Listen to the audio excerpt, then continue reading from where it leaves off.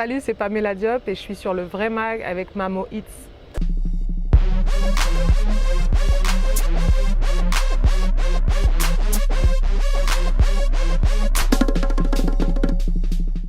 Donc je m'appelle Pamela Diop, je suis productrice, passionnée d'audiovisuel, passionnée d'art. J'ai aussi une association qui s'appelle AWA pour réaliser des talents plutôt de femmes qui veulent écrire. Mon premier geste du matin, je pense que c'est de regarder mon téléphone, malheureusement. J'essaye de prendre le temps de ne pas tout de suite le regarder, mais en réalité c'est la première chose que je fais. Je regarde mon téléphone, j'ai toujours l'impression d'être en retard, même quand je me lève très tôt. J'ai toujours l'impression d'avoir raté des appels, raté des choses, donc je me précipite dessus et une fois que j'ai regardé, là je prends un temps incroyablement long, comme toi. Pour boire un café, me réveiller, penser à ma journée et commencer à faire des choses sérieuses. Ouais, je prends du temps. Les influences, je pense que j'ai des influences tellement éclectiques que pendant un bout de temps, j'ai cru que j'avais pas d'influence du tout. Mais finalement, avec le temps, je me rends compte que j'ai quand même des influences. Il y a beaucoup d'artistes que j'admire. Et globalement parlant, c'est beaucoup de femmes, c'est vrai.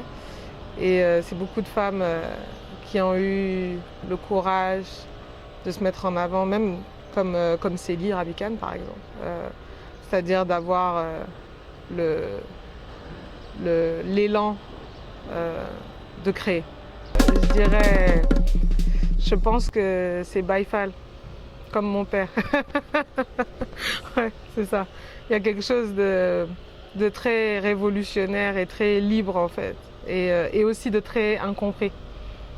Tu vois, il y a quelque chose de ça. C'est pour ça que je m'y reconnais bien, parce qu'il y a quand même beaucoup de pensées autour du mouvement Baïfal. Je dis pas que je suis le bon exemple, c'est pas ce que je dis, mais c'est vrai que je me reconnais dans la liberté de penser et la liberté d'action.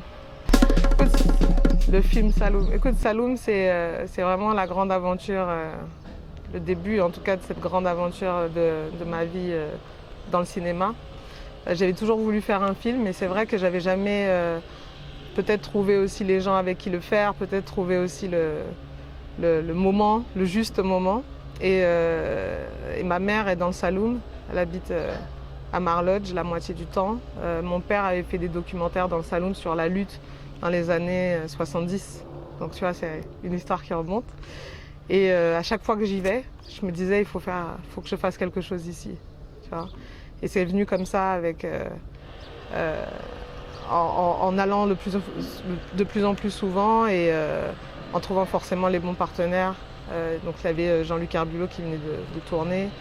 Il y avait bien sûr toutes les autres personnes avec qui je travaille depuis des années sur des publicités diverses et variées. Et ça a été un peu la Dream Team. Tout le monde a accepté de venir dans le Saloum pendant presque 5 semaines. J'espère qu'ils n'ont pas profité pour faire des vacances. Mais alors, ils n'ont pas du tout eu le temps d'avoir des vacances. Il n'y avait même pas un day off. Je l'ai vendu comme ça. Hein. Je leur ai dit ça va être Koh-Lanta dans le Saloum en fait. Plus que des vacances. C'était pas du tout des vacances. Ouais. Mais bon voilà, ça a été tourné. Un peu comme ça, et puis comme je te disais, c'était plus une fois que tu as tourné, c'est là que tu te rends compte qu'il y a un vrai métier de producteur que tu connais pas encore et qui est intense. Le fait d'aller chercher de l'argent, le fait de faire un montage, le fait d'être représenté ailleurs, de distribuer, d'aller en festival, et là tu te rends compte que c'est un gros boulot. Sur le cinéma au Sénégal, moi mon regard c'est qu'on fait pas beaucoup de films. Mais par contre, on a quand même des films qui s'illustrent presque à chaque fois, internationalement parlant. Donc ça veut dire quelque chose. Je pense qu'il y a un vrai cœur, une vraie âme artistique en fait au Sénégal. Donc on n'a pas ce truc industriel, en tout cas pas encore, et peut-être tant mieux. Mais l'âme et l'art, il est reconnu. Donc je pense que c'est un secteur qui va toujours évoluer, se développer. Et j'espère que de plus en plus d'artistes vont trouver le chemin pour produire et pour montrer à d'autres personnes. Je pense que c'est vraiment un moyen d'expression. Voilà, tu parlais des particularités sénégalaises. Je trouve qu'on a une particularité artistique sénégalaise qui s'exporte et qui est reconnue un peu partout. Plus que positif. Donc moi, c'est pas une surprise pour moi. Franchement, j'étais presque sûre que ça allait intriguer, que ça allait créer en tout cas une nouvelle, pas une nouvelle vague, mais en tout cas quelque chose d'intéressant à regarder. Et après avoir, chaque personne se fait son avis dessus. Mais c'est vrai que bon, il y a tellement des gens qui ont mis leur âme, tu vois, quand je pense aux comédiens. Donc il y a Yann Gaël, il y a Evelyne Illy Juin, mais il y a aussi Mantorba, Roger Salah, Babacar Wali. Il y a toutes ces personnes en fait qui sont venues mettre leur cœur dedans.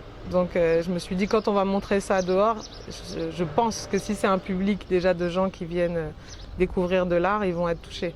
Et c'est vrai que tout de suite, quand le premier montage il a été envoyé aux différents festivals, la première mondiale elle a été faite au TIFF, donc au Festival international de Toronto.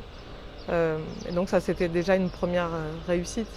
AWA, c'est une association pour tout ce qui est l'initiation au cinéma et aussi le développement des talents.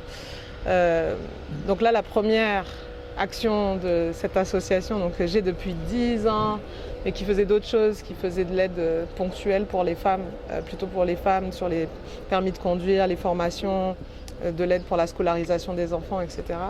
Que j'ai voulu professionnaliser, parce que ce que je me suis rendu compte surtout, c'est que le secteur audiovisuel, le secteur du cinéma, il permettait de créer de l'emploi. Et je pense que ce qui est pour moi un moteur en fait dans ce truc associatif, c'est quand même déjà d'œuvrer pour l'autonomie et toujours pour la liberté en fait des personnes. Quand je me suis rendu compte qu'il y avait du boulot, et qu'on cherchait toujours des techniciens, et qu'on cherchait toujours des personnes pour écrire, et qu'on cherchait toujours des designers, des réalisateurs, etc., je me suis dit pourquoi pas essayer de profiter un peu, tu vois, des retombées de ce que j'avais fait pour lever un peu des fonds et permettre à là, la première cohorte, c'est des jeunes femmes qui sont à Supimax, de faire une formation en scénario et d'écrire un peu. Et du coup, d'écrire sur des films de genre, tu vois, c'est-à-dire de sortir un peu de la zone de confort, tu vois, de raconter une histoire quotidienne, mais même d'essayer de transcender cette chose-là et de pouvoir parler du quotidien, mais en y mettant une forme, tu vois, de films d'horreur ou de thriller ou de trucs comme ça. Ça permet un peu de sortir, tu sais, de sa zone de confort où t'es pas en train de raconter, moi il s'est passé ça avec ma mère, ou il s'est passé ça avec mon ami, mais que tu te dis, il s'est passé un meurtre, mais à travers ça, tu racontes aussi l'histoire personnelle qui t'est arrivée, tu vois. Et du coup, c'était super intéressant. Là, elles finissent le 31 mai. Et il y avait une dizaine de jeunes femmes comme ça qui ont été formées. Je parlais d'Annabelle Langron tout à l'heure, qui est venue leur parler, leur expliquer c'était quoi son parcours de comédienne dans le cinéma, du coup dans le cinéma français. Mais elles ont fait aussi des cours avec Sally Ferno, tu vois, qui est venue et qui elle écrit des séries et qui était réalisatrice aussi, qui leur a donné des cours vraiment d'écriture. Et du coup, c'était de voir un peu peut-être des vocations se créer, ou en tout cas au moins de comprendre qu'est-ce que tu regardes derrière la télé quand tu regardes ta série, comment ça se passe derrière, comment on écrit, comment on monte. Donc elles sont venues sur le tournage là, je fais un tournage il y a pas longtemps, et elles sont venues sur le tournage voir comment ça se passe en vrai derrière l'écran, tu vois. Écoute, mes projets, c'est vraiment de créer. Je pense que c'est vraiment de la production, peu importe sous quelle forme. Je t'avoue que je suis un peu dans les courants, tu vois. Des fois, je vois des choses et ça me donne envie de les faire. J'ai pas spécialement une feuille de route.